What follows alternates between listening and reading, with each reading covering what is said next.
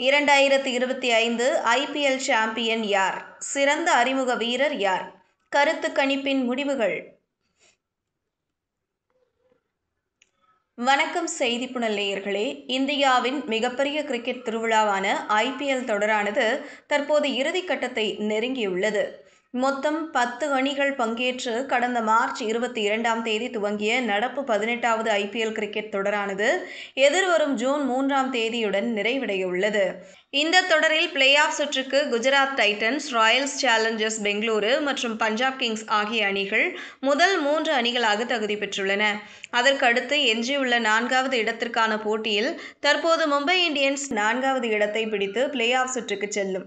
இந்த நிலையில் இந்த தொடரானது தற்போது இறுதிக்கட்டத்தை நெருங்கி வரும் வேளையில் எந்த அணி சாம்பியன் பட்டத்தை வெல்லும், எந்த அறிமுக வீரர் இந்த ஆண்டில் மிகச்சிறப்பாக செயல்பட்டுள்ளார் என்பது குறித்த பல்வேறு கேள்விகள் இந்தியா முழுவதும் உள்ள ரசிகர்களிடம் எழுப்பப்பட்டது. அப்படி நடத்தப்பட்ட கருத்து கணிப்பில் ரசிகர்களின் வாக்குகள் அடிப்படையில் தற்போது அதற்கான முடிவுகளும் வெளியாகியுள்ளன.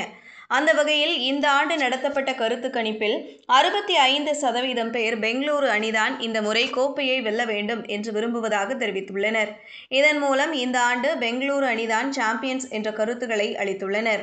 பஞ்சாப் அணிக்கு 7% பேரும் ஆதரவு அளித்துள்ளனர். அதேபோன்று இந்த ஆண்டு அறிமுகமான இளம் வீரர்களிலேயே சிறந்த அறிமுக வீரர் என்றால் அது ராஜஸ்தான் ராயல்ஸ் அணியின் துவக்க வீரர் வைபவ் சூரியவன்ஷி தான் என்று பெரும்பாலான ரசிகர்கள் தங்களது கருத்துக்களை தெரிவித்துள்ளனர்.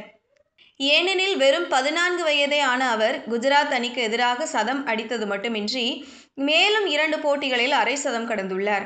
14 வயதிலேயே இப்படி அற்புதமான செயல்பாட்டை வெளிப்படுத்தியுள்ள அவர் இன்னும் பல ஆண்டுகள் மிகச்சிறப்பான ஆட்டத்தை வெளிப்படுத்த வாய்ப்புள்ளதால் அவரை சிறந்த அறிமுக வீரர் என மக்கள் தேர்வு செய்துள்ளனர். மேலும் அடுத்த ஆண்டு ஐபிஎல் தொடரில் சிஎஸ்கே அணிக்காக தோனி விளையாட வேண்டுமா என்று எழுப்பப்பட்ட கேள்விக்கு 73% ரசிகர்கள் தோனி அடுத்த ஆண்டு விளையாட வேண்டும் என்ற விருப்பத்தினை தெரிவித்துள்ளது குறிப்பிடத்தக்கது. இதுபோன்ற செய்திகளை தெரிந்து கொள்ள செய்தி புனலுடன் இணைந்திருங்கள்.